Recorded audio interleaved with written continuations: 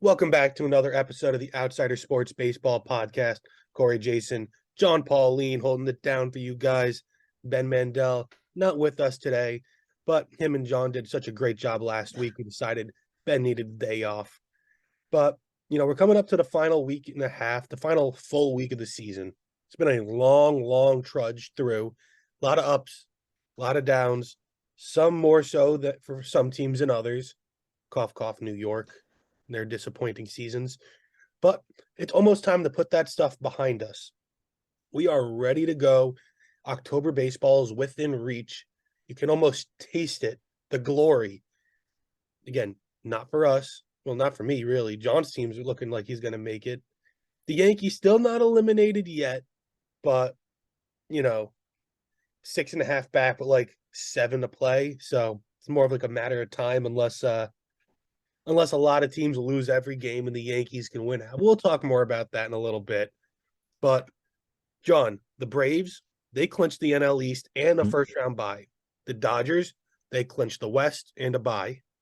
The Brewers, their magic number is 1 right now, and they've clinched a playoff spot in the NL Central. The NL wild card, it's looking pretty tight, right? You got Philly. They've clinched a wild card spot, I believe, or Uh, just about. I don't think they've, just about. but they're 5 games up on the second wild card of Arizona. Arizona's a half game up on Chicago, who's got the third. So those 3 teams are in the playoffs as we stand right now. Again, there's still time to go, but if I'm Philly, I'm feeling pretty good about myself. Arizona, Chicago, not so much. Miami's only a game out. Cincinnati's 2.5 out. San Fran's 4 out. And this is, of course, all back of that third wild card spot. And San Francisco's 4 out, I said, and San Diego's 5 back.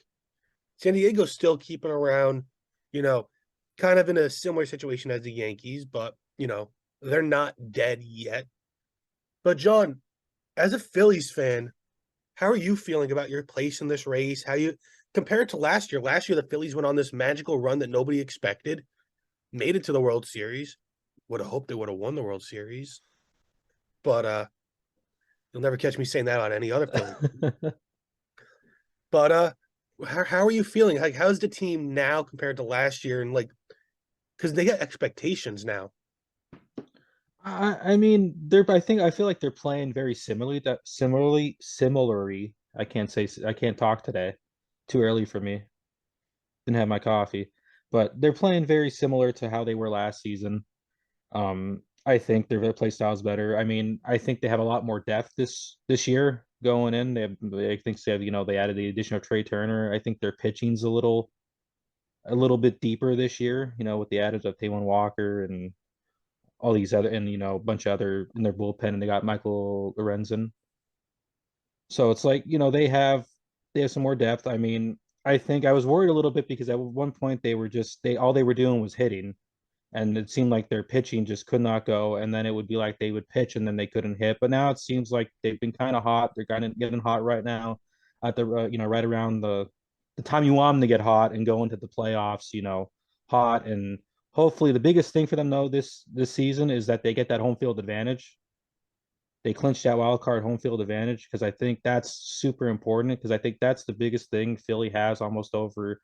I want to say, might be a little biased, but I think almost over any, baseball team, any other team in MLB is that I think their home field advantage seems to really matter compared to some of the other teams. I Philly, don't know how you feel about that, but I'll say one thing about Philly because it might be my least favorite place in might be my least favorite place in the world.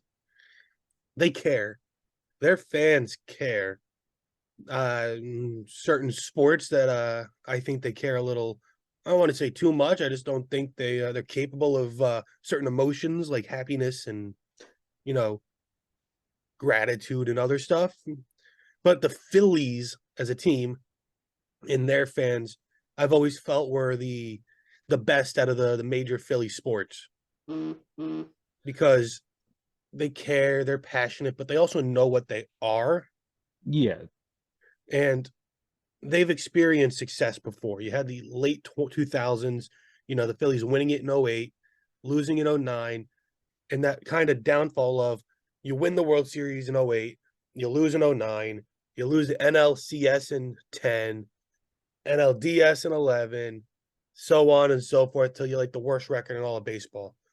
So they literally had a straight line of jubilation in the World Series to like the deepest pits of despair with their team. And now they're rising up kind of like Bane, you know. They were born into that darkness, you know. They've experienced the highs and lows. So they kind of know and they've been there before. So I think the Philly fans are ready for a battle, and I feel like they bring it more so than any other team because I never met an Astro fan until 2017. Same. Not I didn't saying, even know they existed, and now not they're saying that they everywhere. didn't exist, but like more in a non-Astros based area, they start popping up. People are bandwagoners, like that's a thing. So you have all these teams like Braves fans, you know, they start popping up now more so than they've been since the 90s, really. Dodger fans, the same thing.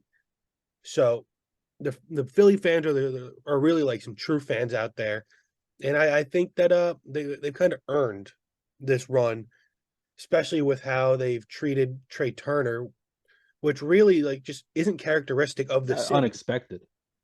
Like you've seen what they've done to Alec Boehm, where they just booed the heck out of him, They wanted him traded. They wanted to give up on him. They wanted him out. and like and Trey Turner was doing the same things, and you know they built a sign, they made a sign for him, a billboard. You know, it's okay, Trey, we love you.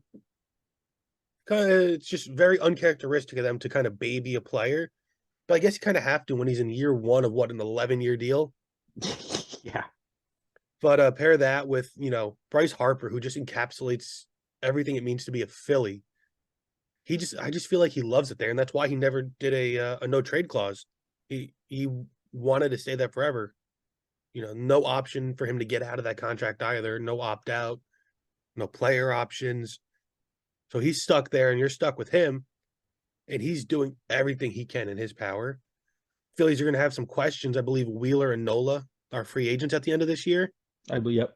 So they're going to have to, either sign them both or kind of figure out that rotation because those are two top tier, front of the line starters. So it's just going to be interesting to see. But like you got the Marlins, who nobody really expected to be good, and they're still knocking on the door. Cincinnati with Ellie De La Cruz and a bunch of other young guys. Nobody expected them to do anything, and they're here. Arizona's in the playoff race right now. And they have, Corbin Carroll and all these good young players. People expected them to be maybe a year or two away from where they are now. And I feel like that's the story of this season. Not Cardinals, the Diamondbacks, the Cubs, Marlins, Reds, even in the AL side, Baltimore, Texas to a degree. These are teams that nobody expected to compete this year, but next year and so on, especially Baltimore. So it's just really interesting. And now let's move to the American League side of things, right? You have Baltimore clinch their division, we said, and the 1 seed. Texas is leading the West right now. Who could have saw that coming? They thought it seemed like they were going to fall out of the race. I thought I was wrong with them because I was Yeah, going so high on them that they were going to come back and win, and then they looked like I was completely wrong, but but they turned it around here. 6-4 in their last 10, where Houston has gone 3-7, losing to like Kansas City and Oakland, and Seattle's 5-5 now, sitting out of the playoffs looking in. It's just really interesting. Minnesota's clinched their division, but the AL Central's kind of, not so great. Tampa Bay clinched a playoff spot. They're 9.5 up in the first wild card, but they're still battling Baltimore. It's like a 1 game difference in the AL East battle. So they're still right there. Toronto hasn't clinched anything yet, but they are 1 game up on Houston for the second wild card. They got 3 against the Yankees coming up later this week. Toronto still has some work to do. Houston has kind of faltered, as we were saying. They're that third wild card. And there's only 2 other teams kind of you can even mention that aren't eliminated. Yes, Seattle's a half game out. and then sitting in the darkness, just watching everybody else have fun, hoping for a miracle. The Yankees are 6.5 out. Just how, I don't know. They're not playing particularly well. They're playing, good enough. I mean, as a Yankee fan, never thought I'd say this, but my hope is that we can just claw our way to a 500, over 500 season, because the Yankees haven't had a losing season since 1992 when they drafted Derek Jeter. Think about that. It's a long time. I mean, that just shows how good the Drafted Yankees were Derek Jeter for the last so time that long. they were under 500 for a season. So I've never seen it in my lifetime. Obviously, it's been over 30 years since they've had a losing season, which is pretty incredible. So they're sitting right now at 78 and 76 as we record this.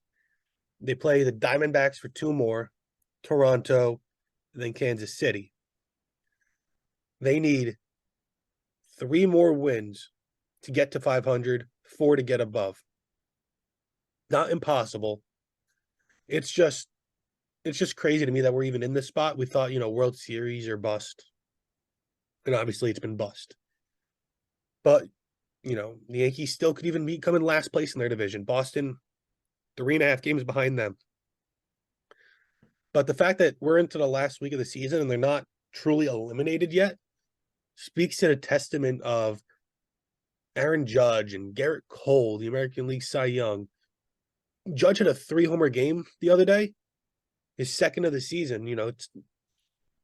And he's just played like at an incredible pace. Over a 162 game season, like if you extrapolated all his stats out, he'd be on a similar pace as he was last year. Just playing incredible ball. And I have a friend who works at ESPN, right? He's one of their stats guys. And he was texting me a stat saying that Judge is the only player to have hit this many home runs in as little amount of games that has missed 50 games due to injury. The only other ones were like Mark McGwire and some other guys that did it in strike shortened seasons.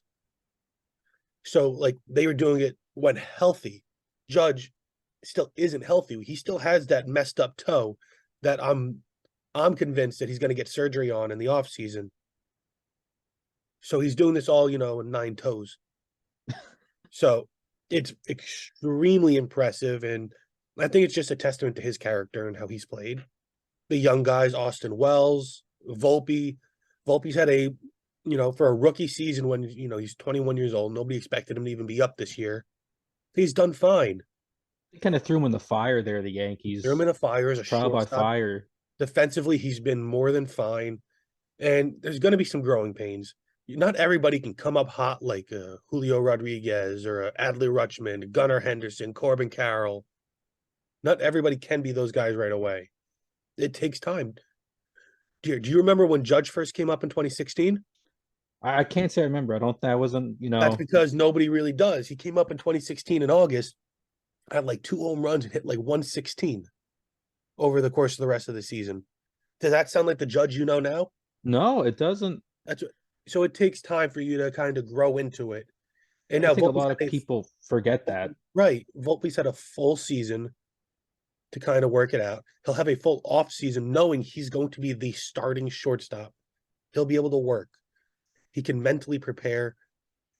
And I expect him to get better. He's still really young. Players don't hit their prime to when they're the best of their ability until they're like 25, 26 years old. And that carries on till they're about 32 to 34. So Volpe still got time to really improve. Even Gleyber Torres is just entering his prime, and he's had a really good year too. But that's where the playoffs kind of stand.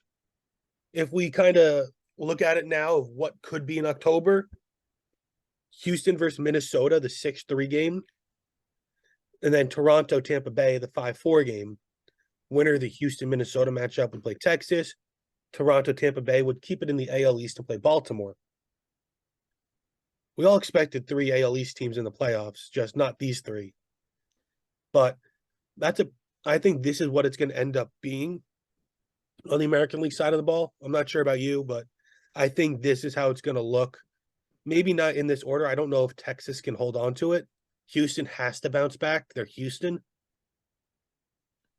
But I think these are the teams we're going to see in the playoffs. I think I'd agree with you there. I mean, the only thing it would be is just were the Rangers or Astros if one of them, Right. who has the wild card. But I think you're right on the like right on the nail there with who's going to be in it.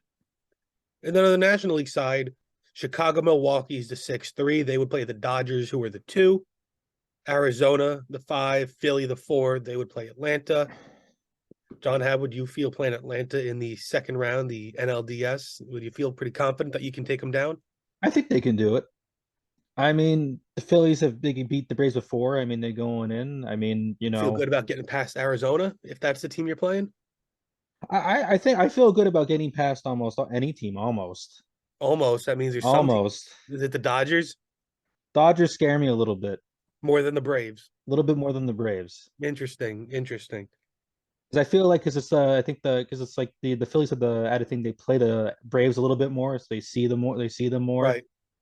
And if they can fend it off and get it back to their home field and stuff, I think they you just take Red October all over again.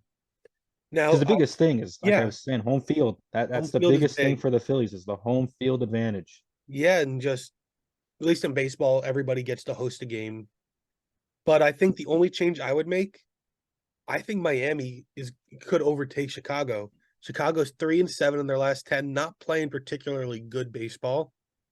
Miami, they're 6-4. They're playing slightly better. And I just think that I think they see the writing and they're gonna try to make that last push. I would love to see Miami in the playoffs. They're always a fun team. And they've made the playoffs, I think, 3 times in their franchise history, and they've won the World Series 2 out of those 3 times.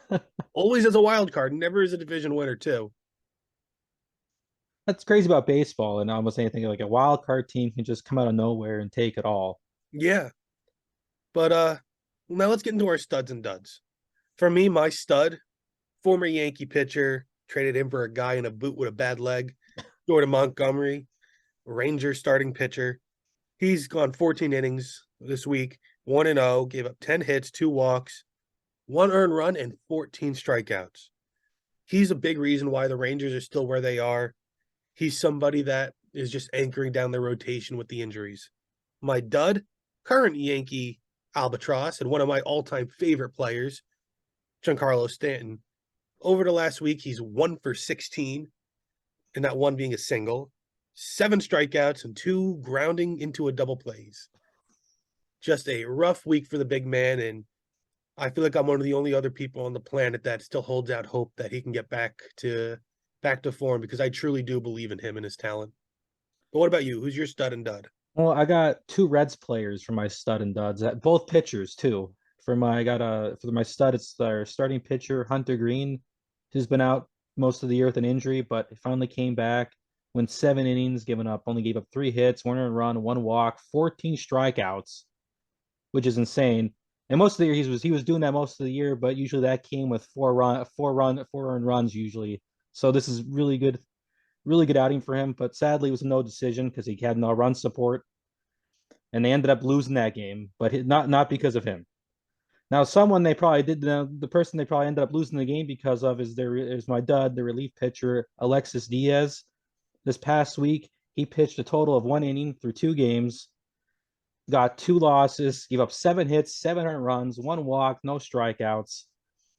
And honestly, if the Reds want any chance of making that wild card, they need both of these players to play good. They need Hunter Green to do what he's been doing, and they need Alexis Diaz to, tighten up and Yeah, 2.5 back of a wild card spot. They got a chance. Now, weekly series highlight. The one I'm going to highlight: Houston versus Seattle. 2 teams, same division. The division title is still within reach for both of them, right? But the wild card's also right there. Now, those teams in the division, it's a close race, right? You have the Rangers leading it. Houston's a game and a half back of them. Seattle's a half game back of Houston. Those 3 games, 2 games separate all 3 of these teams. That's a big, big series with major playoff implications because one of these 3 teams at least is likely to is not going to make the playoffs at all. Chances are. So you need to win these games. If you're Houston and Seattle, they're all must win. And you can argue that this is the first playoff series of the season because whoever loses this series is likely the team that won't make the playoffs. So So that's really something that we got it to look. seems like a lot of these playoff things are coming down to like the last 2 weeks because Yeah, they're amazing playing how the script came yeah out that way, right? they're playing a lot of the teams that they need that they're that Yeah, they're fighting for a spot in the playoffs for.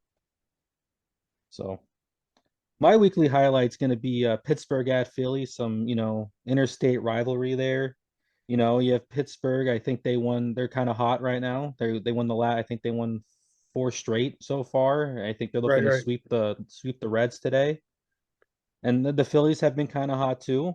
I mean, I think they're looking to sweep the Mets today. So, I mean, this should be a good game. I mean, the Phillies need the win still. And maybe the Pirates can play a little spoiler here and maybe knock the Phillies down a little bit, maybe, you know, hurt them and they won't get their Yeah, home field advantage. So, if the Phillies, you're trying to win the game. If you're the Pirates, you're trying to play spoiler. yeah, that's a pretty good series. In the Yankees, they also play the Blue Jays, big one. But that's gonna do it here for us. We got one more final full week of baseball next week. We're gonna really just focus solely on the playoffs. It's gonna be playoff time. We're gonna know pretty much who's in, who's out, and it's going to be a fun time seeing who's gonna win this World Series. Hopefully, it's not a team that we dislike. Maybe it'll be the Phillies raising it up. As Rob Manfred said, it's just a big hunk of junk, right? Yeah, just anyone but the He's the metal. Astros. I'm good with anyone Anybody but but the the Astros. Astros, Anyone but the Orioles, Astros. Blue Jays, Rays. Orioles would be nice to see I mean, if it's not the I have Phillies. money on it. I bet on it back in April when they started to do well. So I guess I wouldn't hate that, but still division rival. Don't know if I'd like to see that. Better than the Astros. Oh, everybody's better than the Astros, except maybe the Red Sox. True. But the Red Sox are eliminated. But again, that'll do it here. Keep it tuned in every week. We're going to get some good playoff talk coming. Football's in full swing now. Hockey's coming back soon. A lot of stuff going on here at Outsider Sports, so keep tuning in. With that said, we'll see you guys next week from the Outsider Sports Baseball Podcast.